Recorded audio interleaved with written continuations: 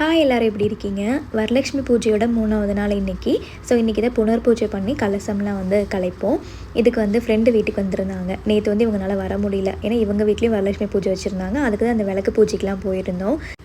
So நேற்று வர முடியலன்னு இன்றைக்கி வந்திருந்தாங்க. இவங்களும் நானும் சேர்ந்து தான் புனர் பூஜை வந்து பண்ணியிருந்தோம்.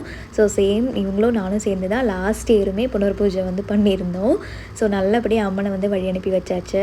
ரொம்ப சந்தோஷமாக இருந்துச்சு. 3 நாளுமே இவ்வளோ சீக்கிரம் முடிஞ்சிருச்சின்னு ரொம்ப கஷ்டமாக இருந்துச்சு.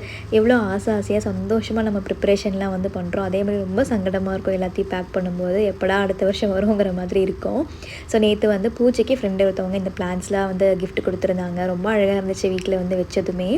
ஹஸ்பண்டு வந்து இன்றைக்கி கிரிக்கெட் மேட்ச் விளையாட போவாங்க ஸ்கார்ப்ரோவில். ஸோ எஸ்பியில் இளநீ, ஜாக் ஃப்ரூட்லாம் வாங்கிட்டு வந்திருந்தாங்க. இளநீ வந்து 10 இளநீ வந்து 35 தான். ஸோ ரொம்ப கம்மி ரேட்லேயே கிடச்சிது.